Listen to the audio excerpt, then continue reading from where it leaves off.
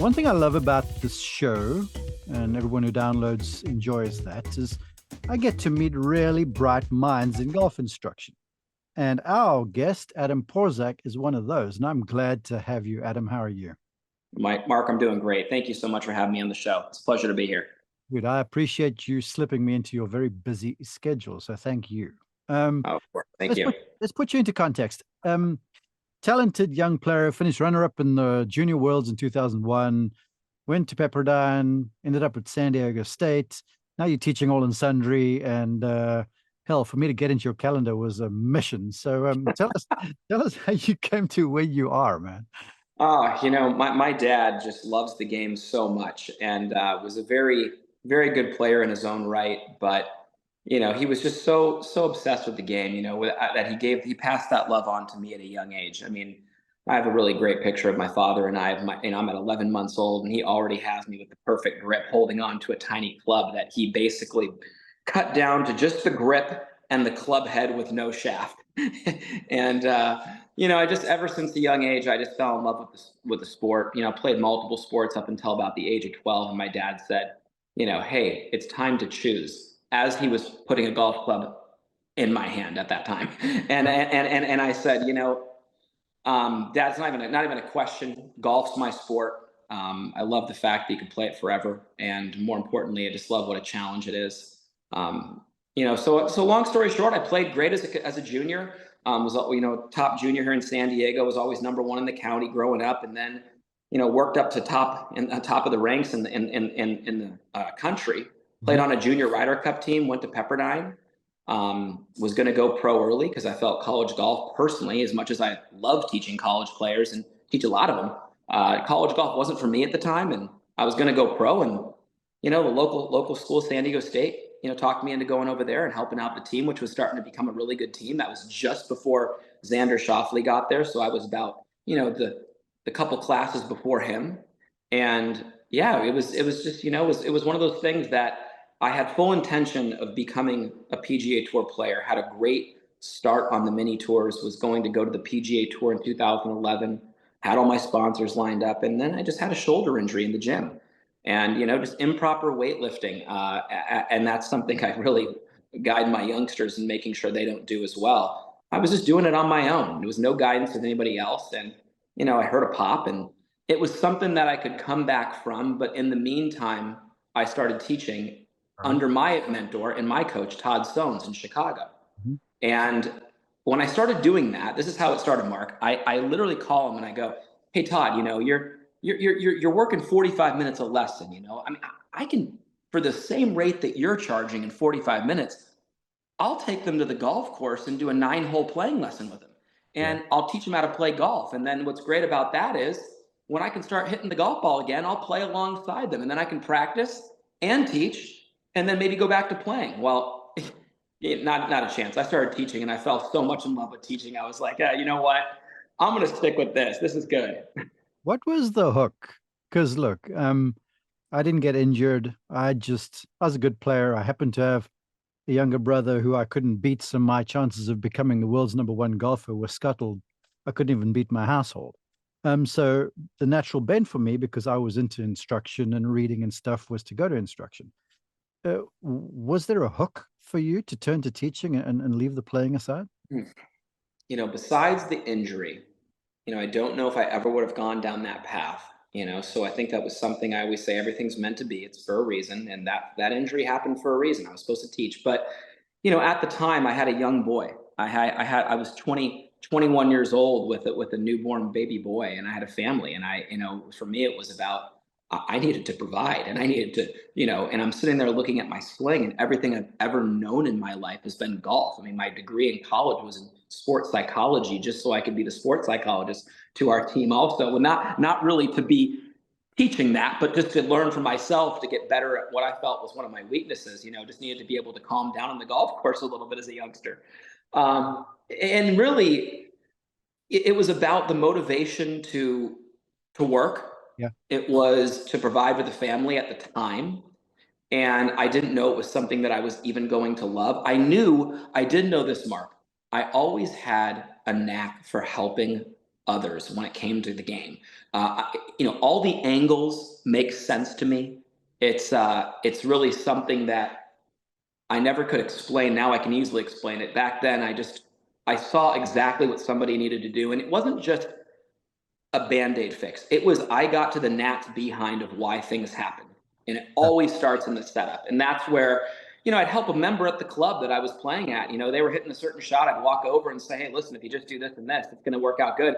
And it happened so often that I started realizing, gosh, I'm kind of good at this. And if you get to know me, I really like doing things I'm good at, and I'm really not happy doing things I'm not good at. So I fell in love with teaching as a result.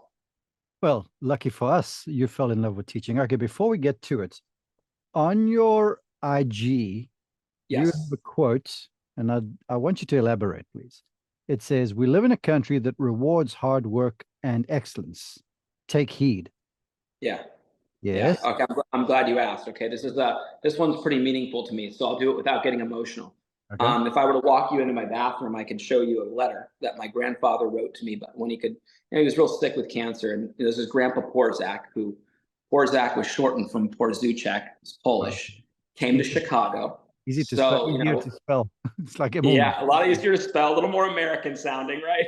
Grandpa was smart. He knew he had a business in life insurance in Chicago, and he shortened it to Porzak. Well, Grandpa was, just the man, and he really started my father's love for the game. Was a terrible golfer. I think he was the D class club champion at Rolling Green Country Club in Chicago. But the funny thing about it was, Grandpa was real. He was just tough as nails. He was in World War II Army, and he just preached toughness, and he had such an appreciation for America and all the opportunities that it provided. Mm-hmm. So one of the things that he wrote to me, his last words to me, after writing a long letter were, Adam, we live in a country that rewards hard work and excellence. And all it said was, take heed, Grandpa. And yeah, so that's I just as somebody who just appreciates my grandfather and any men or woman in uniform who's given us the opportunity to have what we have in the United States of America, in my opinion, the greatest country on earth. It's just, that was a powerful quote to me that I have really lived by. I try to work as hard as any, if not harder, and I know people do the same, but I try to just match their work ethic, if not do the best I possibly can. And that was something that always stood out to me. So, and it's so true, because, there's not many countries that you have the opportunities you do here that you can create for yourself simply from working hard and being excellent at something. It was one of the most true statements I've ever heard in my life. You speaking to, or you sharing that with a first generation American. And I hear you. I acknowledge what you say 100%. And it's all true. Your grandfather was completely on point. All right, let's pivot. Let's use that to pivot so we can work hard, but on the right things. Tee us off first, though, because the one thing as I watch everything you do and I listen to conversations on the tour when I'm out there and stuff, you can take complex elements or subjects or topics and make them digestible and easy to understand, which for me is the first key to becoming a good golf instructor. It's communication. My mentor, David Ledbetter, taught me that. Mm-hmm. So I want you to tee us off there, because I think, regrettably, we live, because we have this era of information with all the technology you want, and because you got golf tips 24/7, like this podcast or insights or whatever, there's a lot of stuff and there's a lot of information, but I don't think people really get it. So I'm wanting you to help us take a step in the right direction first. It's so funny, Mark, and I'm glad you're starting with this. And I'm just gonna reverse my life back 15 minutes ago.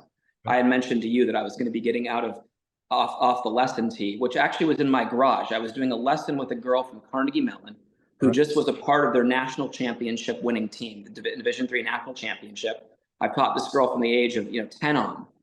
And she said before she left, she goes, Adam, what's so fun? She goes, I just appreciate over the years, she's now a senior, how simple you've made this for me. She goes, I go and I hit balls with all the girls on the golf team, and they put the TrackMan on, and I don't even know what to look for with the numbers, but they always tell me my path is 0.0 and the club face is 0.0. She goes, I don't even know what that means, but they said that's kind of good. And she goes, all I ever worked on was just doing what my coach told me. And it's funny because, without using that stuff, without doing anything more than maybe checking carry distances and prepping my players for knowing how far they hit it, yeah, we work on simplifying the game. And I always said, why make what could be a simple addition problem into a calculus equation?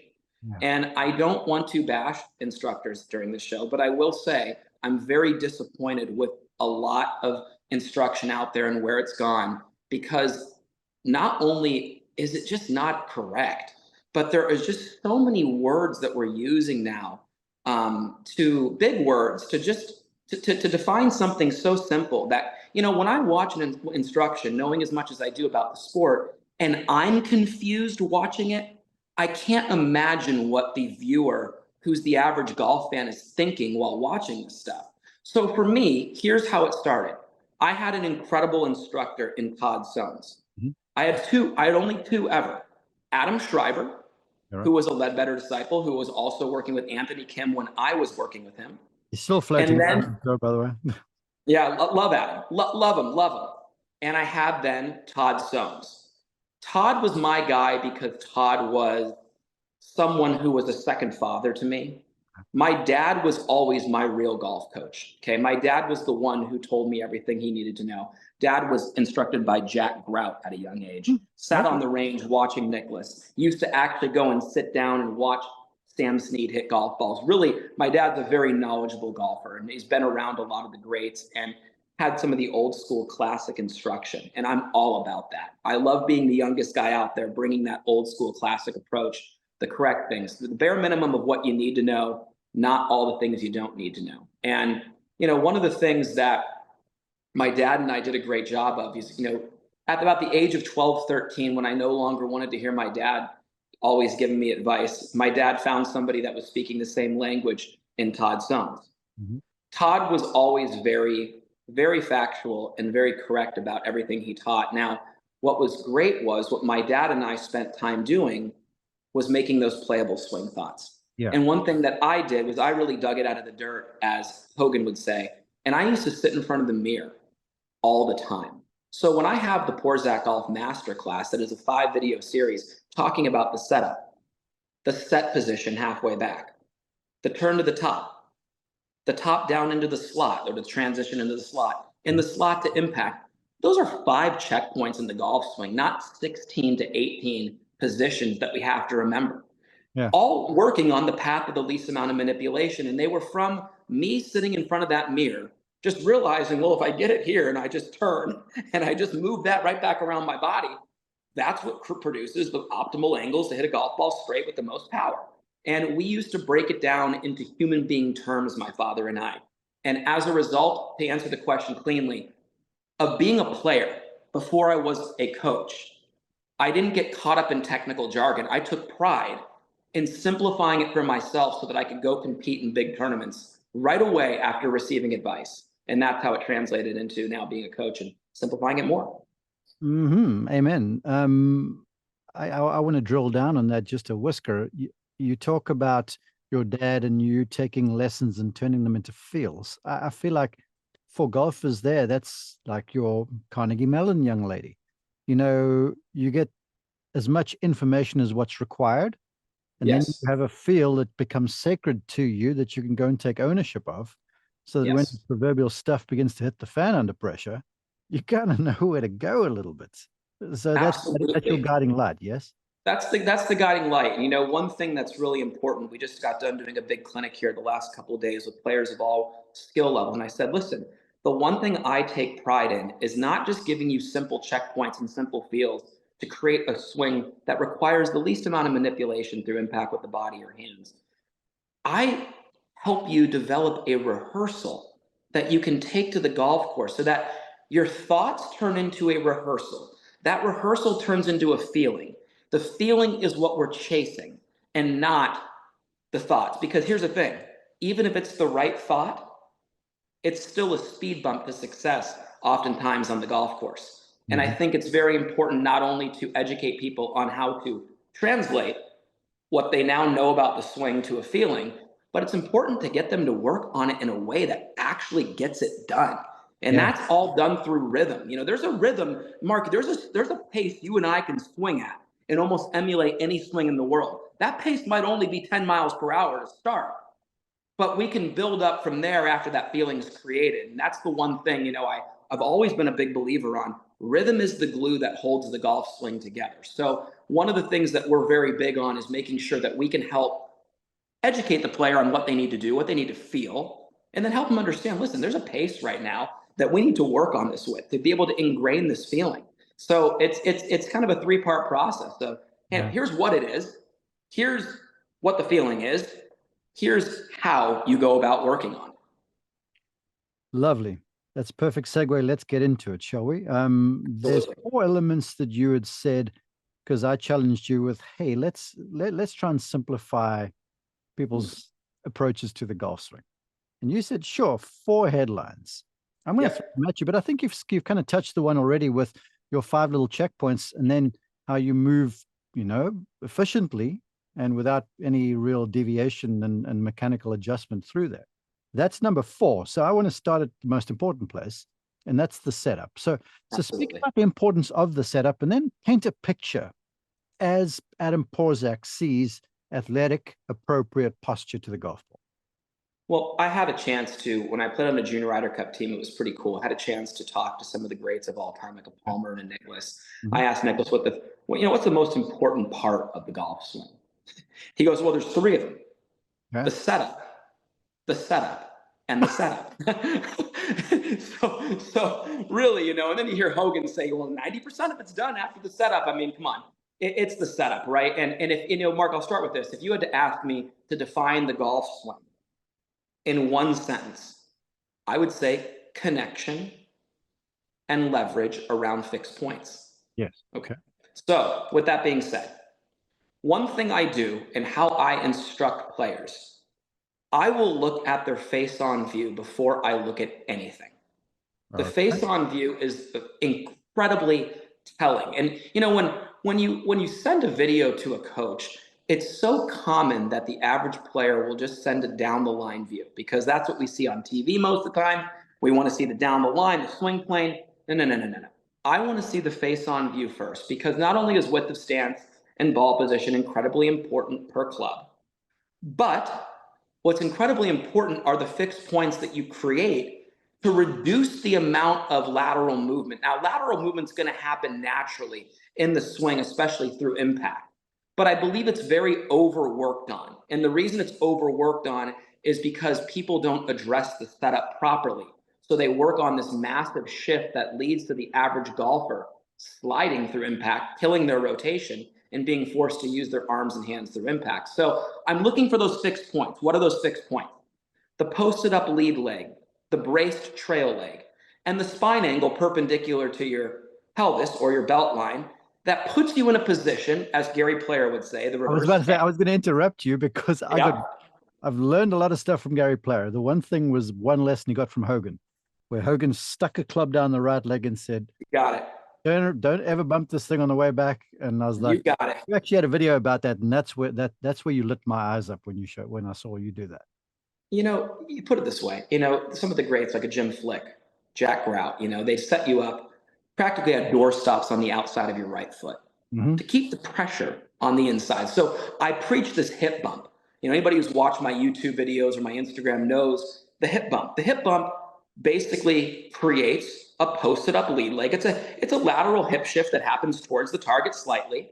That if you leave your sternum in the same spot, it creates a more straight up and down lead leg, a braced trail leg that kind of has an angle, and a spine angle that's slightly kicked away from the target that creates what we call for a righty a reverse K. For a lefty, it looks like an actual K with the way your body's set up. Now, all that leads to is it leads to the ability to turn around fixed points.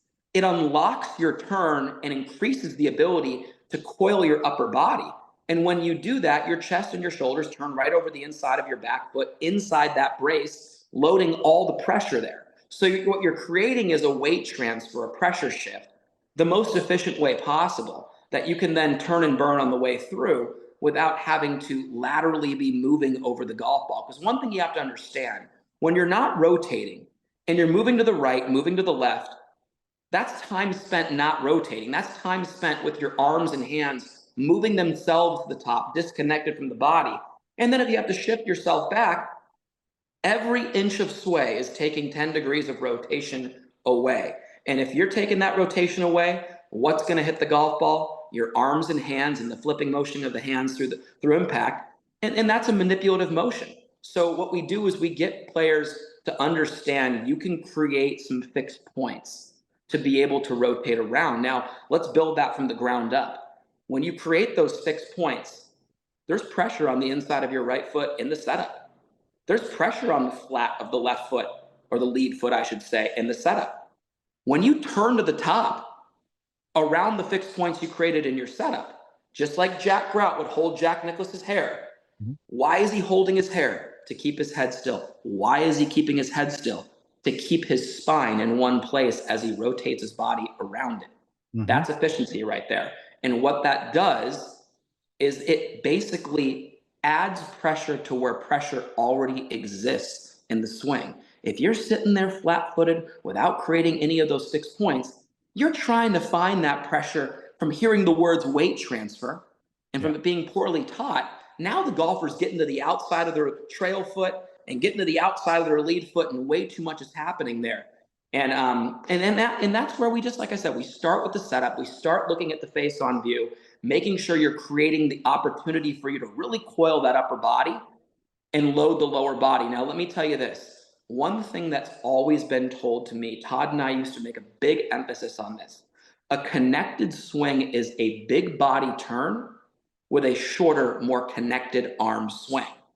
Ben Hogan's ability to rotate so aggressively and open up his lead hip as much as he did came from his incredible connection with his arms and hands and body at the top of his swing. He had a big turn, and his arms and hands didn't swing extra relative to that turn. Long story short, it's his body's turn that moved his arms and hands up to the top. That connection allows for everything to transition together, arms, hands, and body all going in the same direction, which leads to the ability for a player to open up more. I've found that through watching golfers, early extension, the flipping of the golf club through impact with the arms and hands, that is not the flaw. It's an athletic response to what the flaw is, either in the setup or the disconnection that you have in your backswing. So we look at that from the face-on view and make sure it's important you understand how to use your body. Because how we teach the swing, Mark, is this. Here's what your body does, and then here's what your arms and hands do relative to your body. Okay, so when we get the body turned down, we then look at the down the line view and make sure we have our simple checkpoints with hips over ankles, shoulders tilted out past the toes nicely. Why? Golf played easier underneath you than around you, that's for sure. People who sit back in the heels, you're playing golf around you. The club's like a windshield wiper going through impact. Then How about this? Then you got the ball on the ground too, and you got to somehow organize all this stuff to get the club. Exactly. And people don't understand how they put themselves behind the eight ball with their setup. They're then so reliant upon athleticism and their athleticism and manipulation to hit the golf ball. And, one thing that Todd and I used to talk about, which I didn't understand this at first. He said this to me, and I go, wait, what? He goes, Adam, I'm trying to take the athleticism out of your swing. And I go, whoa, hold on. I'm an athlete. What do you mean? I feel like I'm more athletic than most here. Like, why do we take that away? He goes, no. He goes, if we do this right, you're like a machine, and you won't be required to rely on your athleticism from day to day to square that club face up. It's just going to be working around you, connected to your body's turn and squaring up naturally. So really, not to jump too far ahead there, but the big thing about the setup, yes, face-on view is how to turn the body appropriately. Down the line view is two things. Golf played underneath you versus around you. If golf is played underneath you, the angle of attack's better. The path is straighter longer. The club face is down the line of the target longer. Okay? Next thing. If the weight's in the balls of the feet, well, guess what? As you turn, it can work down the inside of your trail foot into the heel.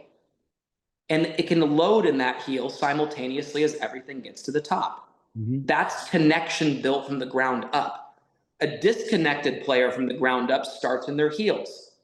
They then turn, and guess what? Halfway back when the club's at the set position, the pressure's already in the heel. So what does the golfer do? they're lifting their arms and hands to the top, isolated of their body's turn, and there's disconnection. So really the setup dictates a lot, a lot. Speaking of disconnection, there was something else that you did that I loved, because as a young man, you mentioned Hogan. I was given the modern fundamentals, and certain things were highlighted inside there by a professional golfer for me, and this was my Bible. Okay. And I saw the picture of the strong man, that graphic in there of the strong man rotating, and then what Hogan talks about turning. And man, I hit the right side of the golf course as sure as you would believe, because I held the thing as weak as what he did too. Anyhow, I was just like a spinning top. And you did a video that I was like, okay, I'm buying what this man's selling, because it's something I'd believed. And it was basically like a wall behind your rear end drill. And you've said something in that video that not many other people will, because they talk about where the rear end moves, right, to keep the spine angles. And yes, when you wind up properly, your trail butt cheek will sort of graze the wall a little bit and move closer to the target. That's very Hogan-esque.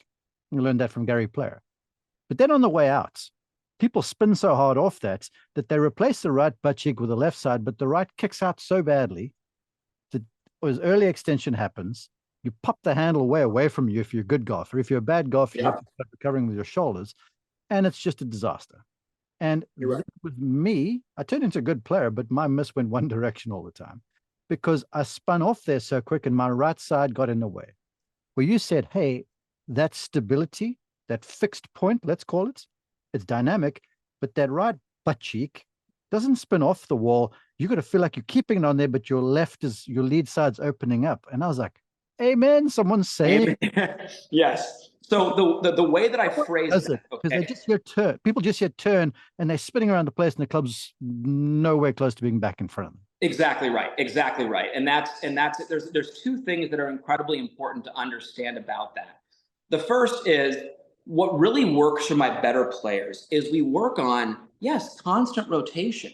We're not delaying the rotation. We're not feeling like our lower body has to be closed this eternity in the downswing. It's just that we are rotating without ever letting our right hip get closer to the golf ball. When you get to the top of your swing, if I put an alignment rod or my hand in front of your right hip, right in front of your quad, we're basically transitioning your left one back right into the same level that your right one is when you get into the slot. And then through impact, the left one just goes back even further. So we rotate our left hip back so deep and far behind us that the right one never gets closer to the golf ball. And what's nice about that is, yes, essentially, are you keeping your right hip up against, or your right cheek up against that bag stand longer? Absolutely. But the real way to phrase that is, how do we rotate in a way that never lets your trail leg move closer to the ball as you've done that? There's been thoughts by players over the course of time. Tom Watson, one of my favorite. Tom always felt his right knee stay behind his left knee as long as possible as he rotated. That was a great feeling for me growing up, to not shoot my right leg out towards the golf ball. Many people, Mark, get that teeter-totter effect with their trail foot. The knee snaps and straightens, the weight goes back in that heel, and then it shoots right back to the toe, and then they stand up with the high handle, right? We get our players understanding that you are going to rotate without ever letting that right hip move towards the ball ever again. And a lot of times the feeling is, hey, we're just getting up to the top and we're firing our left hip back so far behind us that the right one just never has the opportunity to move closer to the golf ball. We saw Louis Oosthuizen in the Masters 2 years ago practice with this cool device on his right butt cheek that had the PVC pipe with like a little wooden board. And it was just right up against his right cheek. And his right cheek would turn into it, and he would just keep it up against there as his left one fired back. And what's nice about that is it creates space underneath you to swing the club. It allows the hands to return back to where they started. It allows you to do what Mr. Palmer was trying to do when he had his 8-iron 5 degrees flat as a training aid, to try to get his hands very low at the point of impact. That's a great training aid. And that's another thing, Mark, we got to touch on this at one point. All right, People, golf clubs. Oh my gosh. I was at a clinic yesterday, and everybody comes up out of their posture and the hands are 10, 12 degrees higher than they were at the setup. And what does that fitter do? They bend those clubs 3 to 4 degrees upright, catering to the flaw. I'm the guy who's like, I'm going to bend them too flat to force you to stay in your posture longer. But, the other part of not spinning out, Mark, is understanding sequencing. Sequencing from the top of the swing is incredibly important. The longer the golf club, the further away the outside horse is from the inside horse. And when I say inside horse, I mean the belt buckle. I mean the sternum, the center of your body. One thing people do is they outrace their hands to the golf ball a lot and outrace the club. And go ahead. Hold that thought. Okay. Because now, folks, I need you, because you might be driving along and halfway listening, or you might be at your desk and focusing on something else. I need you to listen now. Because if you turn on the internet anywhere, I have folks talking about rotation and shallow the shot. I see golfers with a club head so far behind them, they're unlikely to hit the thing ever. And then they're trying to get to the ball by turning more. It is a disaster, and it's weakening golf. Disaster. Okay, go. Disaster. And here's what we have to realize. A lot of this instruction comes from looking at Mr. Hogan. My dad was one up on most instructors, though, and I'm going to tell you why. And this is a major aha moment here. Hogan had those hips clear like crazy, but we have to remember his arms were incredibly connected to his body's turn in the backswing. He didn't have a long arm swing relative to his body's turn. He was connected. Now, ready for this? At the top of the swing, my dad took a frame by frame of Ben, showing me where his belt buckle was at the top of his swing and where his hands were. He then freezed it again when his belt buckle was pointed at the golf ball and his hips were square to the target. His hands went from the top of the swing down below his right pocket. He then took a picture of his belt buckle, pointed 45 degrees in front of the golf ball, opened up close to the target. Guess where his hands were? In front of that belt buckle. Okay. So my dad looks at me and goes, Adam, here's the initiator of rotate, rotate, rotate. His hips just rotated 6 inches. His arms and hands just moved 6 feet. Yeah. He goes, what? Do you think that was somebody who just left the club behind him and just rotated? This feeling of leaving the club there? Let me ask you this. Let me ask a baseball player. Why don't we leave the bat on our shoulder? And why don't we just rotate our hips open as much as possible? Let's see if we ever hit a home run to left field. It's going to the right field dugout. Modern day instruction has taught us to push, slice it, and shank it because of the lack of connection and how stuck a player gets from the shallowing, a club going in the opposite direction, body opening up through. That's not the way to do it. But that's also why you have the proliferation of the super flex lead wrist, the club face dead shut at the top. Basically, exactly.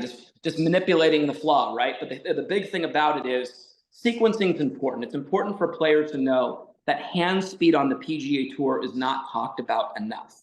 The hands are moving at 28 to 30 miles per hour, isolated of the body's rotation for the best players in the world. The hands are moving. Yes, I need you to, okay, I've got 2 things in my head. First off, I want to talk about the conundrum that is connection versus the space you talked about. Hold that.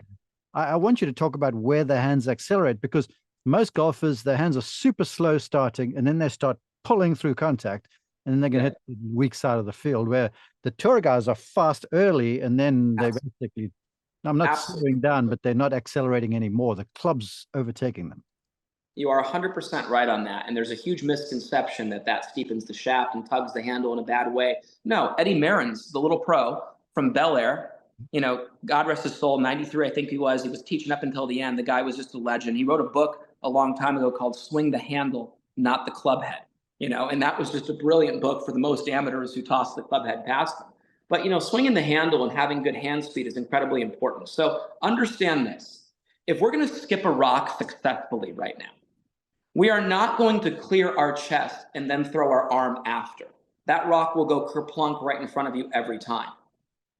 If we're going to do that correctly, the trail elbow is going to move in front of the body, just like Ben Hogan would burn out his cardigan right on the right side of his torso, because the elbow used to move in front of his body because his hands were traveling at a faster pace than his body's rotation. The arms and hands need to lead the chest. The chest cannot lead the arms and hands. If you are a over-the-top swinger as well, part of the reason is the top is spinning out and the arms are behind that motion, kicking everything out towards the golf ball. If we make a nice big turn to the top and the arms and hands, like Rory, start moving at a more rapid rate than the upper body, the hips and the hands will fire through in sequence. The chest follows. Okay, so it's very important to understand the best in the world. Look at Hideki. Connection, connection, connection to the point where he is stopped, locked and loaded. Watch how fast his hands are from the top of his swing. Yeah. They cruise through impact, and they are traveling at a much faster rate than the upper body. Think about your upper body. It's turned away from you, turned away from the target. It has all this space for a right-hander to the right side of your body. Well, if your arms and hands come down first and break the level, the plane of your shoulders, before the upper body rotates ahead, well, the arms and hands are going to come down, and it's going to shallow the club naturally. Mm-hmm. And the arms and hands stay in front of the body. How about this one? The best year of golf ever played, Tiger Woods 2000. There's a YouTube video on it that proves it. Which freezes. What did Tiger do? Hideki drills all day to be connected to the top, and the feeling of his back remaining to the target as long as possible while his arms and hands came down to impact. And what would he still see when he looked at it on film? He was opened up. And you know what's funny, guys? Here, Mark, this is so important to know. A player does three things when they're disconnected. They stand up, they stall out, and they wait for the club to flip and catch up. Mm-hmm. Now, here's the thing. A lack of rotation is not happening because the person needs to clear their left hip more. Oftentimes, it's just because they need to get their hands going more, and then the body will rotate more because the body's not having to spend that time waiting for the hands to catch up through impact. Yeah. And that's why hand speed is so incredibly important. I call it hip and grip. The lead hip and the hands, they fly through together. The chest follows. Now, the technical part of this, Mark, is there is a disassociation between your belt buckle and your sternum. The hips do open up, and it's not like the sternum and the belt buckle both open up at the same rate together. Mm-hmm. The chest has to stay closed longer while the hips and the hands fire. Yeah. Okay. You've done a beautiful job of explaining that and shed some light on something that's ruining a lot of golfers. Now, you've talked about connection, then you've also talked about space, because the one thing that any golfer who takes a good golf lesson will probably feel is more space and the lack of the required salvation of the shot, hand action, whatever it might be, backing up, yes, giving yourself time to get the club back to the ball. When you say connection, is this like arms, shoulders, chest, and the spaces where the pelvis is in relation to the ball? I ask that just for clarity's sake for them. I'm so happy that you mentioned this because this is very important to understand. People will think like the arms literally cemented to their body means connection. No. Connection is defined. It's the same as width. Width and connection are one of the same. Mm-hmm. The distance between your sternum and your hands is width. The relationship between your sternum and your hands is connection. Right. Here's what my dad always told me. Adam, imagine there's a laser pointer pointed off your sternum, and that laser is pointed directly at your hands. You're trying to maintain that relationship throughout the golf swing. That's connection. Mm-hmm. The minute that lead arm wraps across your chest, the minute that right or the trail elbow backs up behind the seam on your shirt, the hands are passing your body's center. One of the greatest spots for a player with their backswing to stay connected is with the lead arm. If I'm a right-handed player, my left arm is staying on the left side of my body, and I'm just using my body's turn to move my arms to the top. Okay. Of course, at the top, there's going to be a little bit of runoff, but none that we're actively trying to create. Why do you think Ben Hogan had the giving blood look that I always call giving blood with that trail arm? He had the elbows bound together by that rope. He was pulling that right elbow in closer to his left arm to keep it there throughout the swing, forcing the body to turn his hands to the top and not letting the right elbow break down, which pulls the arms and hands behind the body's center. So the whole point of what I'm trying to get after is connection is just the relationship between the sternum and the hands. The space that we keep and with the space we create, two parts of that. The width is the distance between the hands and the body center. Now, earlier in the show, I talked about how the golf swing is connection and leverage around fixed points. I'm a big believer in setting the golf club halfway back, because a lot of players, the average player who does not set the club, has it settle at the top, isolated to the body's turn. And a lot of players who don't set it will then cast it early and have no angle into the golf ball. There are some players who get real wide with the club head and then down cock it in the downswing, creating lag. But once again, very inconsistent, because the club is working in a separate direction than the body's rotation. If you're watching on YouTube, yeah, that's me. Wide, narrowed up. A little down, yep. And hey, you hit enough balls, you can time it. You're, good enough athlete. Okay, but we want to get a little more set in there. It's not like we need a full 90 degrees halfway back, but in the realm of, and that leads to the ability to be a little bit more connected at the top. And for most players, have a little bit of created lag and transition that allows them to release the club through at the bottom of their swing. And most amateurs release it at the top and then they have to drag it through impact, rather than the best in the world have that angle created at the top and in transition, and then can get rid of it through impact and still have their hands ahead of the club. Yeah, you've done a marvelous job of basically summarizing all your topics here. You've talked about the setup. You've talked about understanding the connection. We talked about space as well. You talked about how connection allows the ability to rotate through contact. Yes. Very important. And how a lack thereof on the other side of the coin forces you to have to stall, as you say, and do something to square the club face up.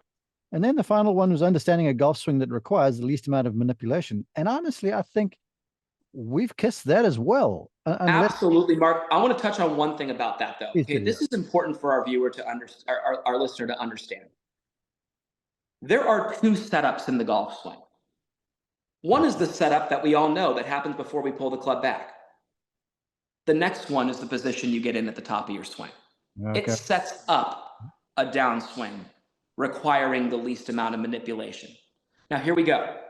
There are two parts to what your arms and hands do, and the club, in the backswing. There's a hand path and a swing plane. Yeah. The hand path is the direction the hands travel relative to the body's turn. There's a swing plane that when the club is set, the butt end of the club halfway back is pointed, at the ball or just the inside of the golf ball, like I preach. That's the swing plane. Yeah. If we get our players in a position at the top where their hand path and swing plane match their body's turn, there they are in a position to where they can rotate around their spine angle and not have to stand up or shallow the club late in the swing, or pull it way inside and have the sledgehammer effect where they have to come way over the top. Wherever they put it in the backswing, manipulations are going to be made to try and get that club back to what a straight path and square are. So a golfer who lifts his arms and hands to the top and the lead arm is way above the shoulder plane, when the lead arm should be matching that shoulder plane. Well, now the hands are coming in steep in transition. That player is most likely going to be standing up and trying to shallow the club late. The golfer who has their lead arm way underneath their shoulder plane and wrapped around their body, well, now they're going to either need to come down the same plane and flip the heck out of it to hit it straight, or come over the top and get steeper in the downswing to right that wrong. So what I'm trying to explain to players and what we work on, we give you a setup that allows you to coil your upper body efficiently, which therefore loads your lower body efficiently.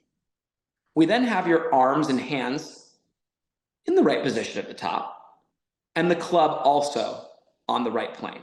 So what happens is when you do that with simplicity, we just get the club set and we just turn it. There's two parts of the backswing, not 8. All we're doing is just getting the set position down, which is defined as, you're basically creating an L between your left arm and the club at pocket high. The L is pointed towards the golf ball, meaning the butt end is pointing towards the ball. That's your swing plane. And you're just turning that position to the top, and that puts you in a spot to where, well, there's your second setup. Now you're in a position to where nothing needs to be manipulated. If you just turn and move around your left side or your lead side, that's going to put you on a path to the least amount of manipulation through impact. Yeah. I've got to touch this because everything you're saying to me is gospel. You're preaching to my choir. The ball position, and I'm now reverting to point number 1. ball position Mhm. in relation to Mhm. setup, because I don't think people realize that all this, like you talk about trying to eliminate the side to side, the swing. Ball position is so important, not just to the So important. trajectory it goes on, but the direction it's launched on, more importantly. So talk about, because I'm guessing you kind of see it coming from one ball position in relation to the stance, or do you let it float around?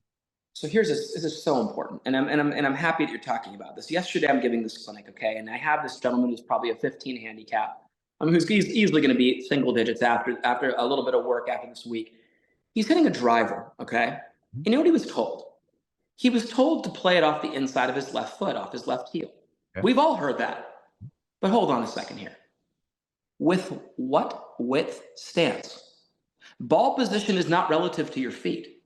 It's relative to the body's center. Here's what I want to paint a picture for our listener. Okay, I'm going to paint the picture here. Imagine there's a straight line out from your zipper, from the middle of your stance, from your sternum. That straight line out perpendicular to you is the midpoint of your stance. Imagine a half circle that is the imaginary path of your swing. Anything behind that midpoint is going to be an in to out for a right-handed golfer, a right path naturally. Yep. Anything in front of that is going to straighten out and actually move a little bit more left.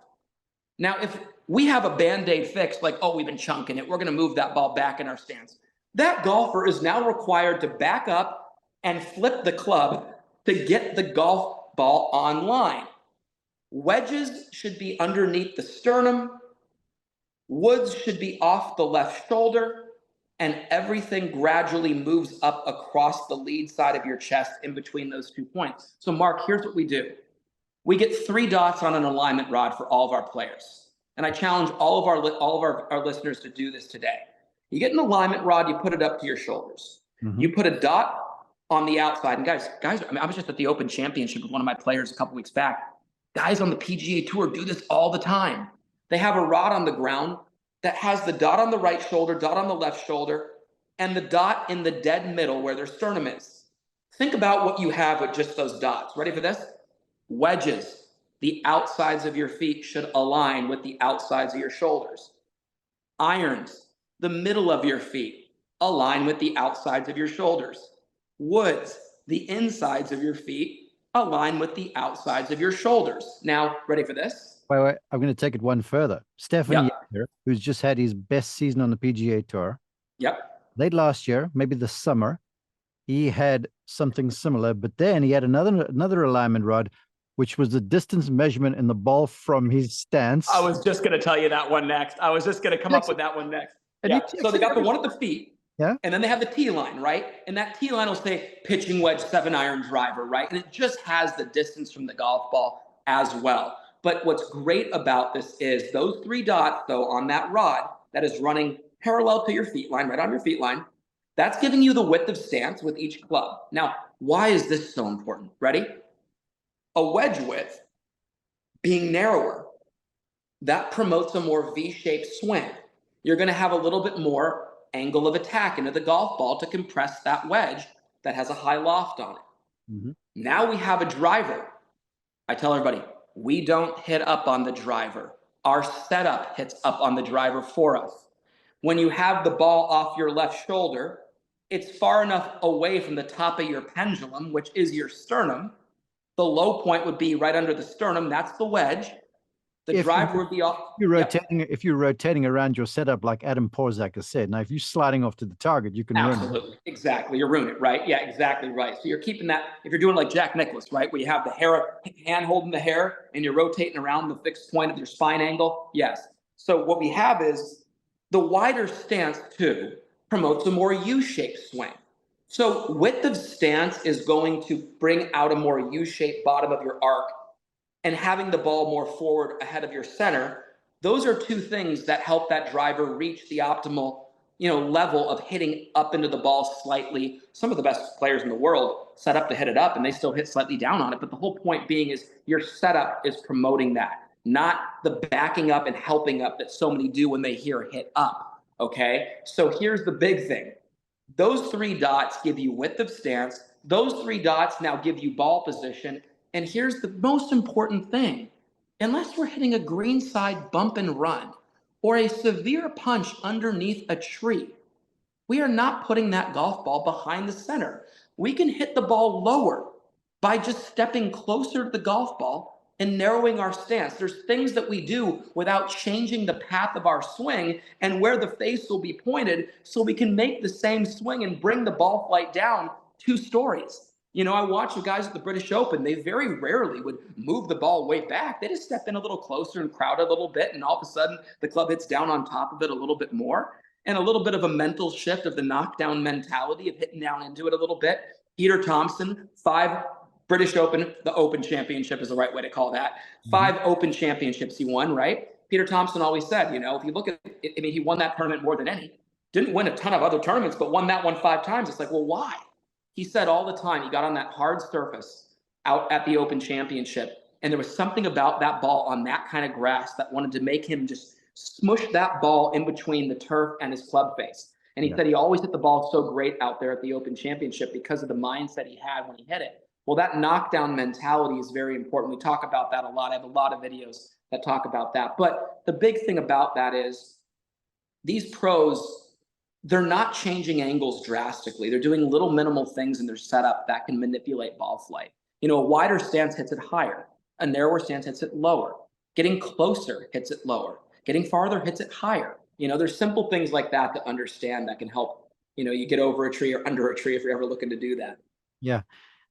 Look, you still got myriads of thoughts floating around my head, but I got to let you go because I'm sure there's somebody waiting. We have covered a whole lot of stuff here.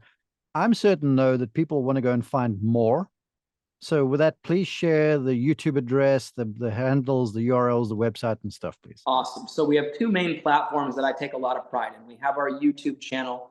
You can go type in Porzak Golf, Porzak Golf, and a lot of videos are going to pop up over the last couple of years. And that's really taken off. It's incredible. About nearly 120,000 subscribers. I never thought it would get to that. It's growing about a couple hundred a day. And what's just so much fun about that is people are really getting better as a result of that channel. I really love that, you know, and part of what I love is, you know, Tiger said, you know, you want to get better, stay away from YouTube. Well, not our YouTube channel. We put ours out there to genuinely help the player. You know, making all of our stuff not just relevant to the person that we're talking to and the lesson we're giving, but it's an inside look at our lessons and it's relevant to everybody. I always find a way to tie it into everybody. That's great. And then what's great about that is, say you want to know about the takeaway, the setup, some of the topics we talked about, connection. Literally type in Porzak Golf connection, Porzak Golf takeaway, Porzak Golf setup. That will pop up on YouTube. The other one that I do 100% on my own is our Instagram. Right. And that can be found at Porzak Golf. You'll see my logo, the swinging P. That right there will be, you click on that, follow that, and all of those videos, a lot of them are small clips, short clips taken from YouTube. A lot of them are my player swings, but one thing I take a lot of pride in, I don't just put stuff up, not just videos. There's always a caption underneath that has a good couple paragraphs explaining exactly what's happening there, even beyond what the video is doing. It's really good stuff. Folks, I'd heard about Adam with my work on the tour as an announcer. So I did my due diligence, and so I began vetting you, and there's a lot of really good stuff in there. And I'm thankful that you would come on and share and join them. Look, for me, a lot of people might say that, oh, he's getting on someone that sounds like him in our approach to it. But the truth of it is, you talk about Peter Thompson, and you use the word simplicity. That could be arguably the most simple golf swing that graced the earth. And the guy hit the center of the club face like with high regularity. In fact, 2 men that I highly respect in Ian Baker Finch and Frank Nobler, he was a mentor to the both of them. And they speak about him in biblical terms. So what you say settles with me. And like I say, Peter Tomo, as they call him, is the emblem thereof. So thank you. Well, you know, I want to tell you that I really appreciate being on here. I've always been a fan of yours. I hope you bring me back on again. As you can see, I'm not short of things to talk about. So I could go on with you for days about golf. And I love the history of the game. My father's a golf historian. He's a member of the Golf Heritage Society. He takes a lot of pride in it. He took a lot of pride in always quizzing me on every single major championship Sunday, you know, on all sorts of things about the game. So, you know, our players don't just come and get better. Don't just take pride in understanding, hey, we live in a country that rewards hard work and excellence. All of our young players are taught that. and what that means. They really understand the history of the game and appreciate it. And I do want to remind our viewer, Peter Thompson, Ben Hogan, Walter Hagen, Sam Snead, Jack Nicklaus, Arnold Palmer, Gary Player, some of the best swings ever. If you gave them our clubs with our technology now, and you put them up against our boys now, they'd still be up there at the top winning a lot of tournaments. And guess what?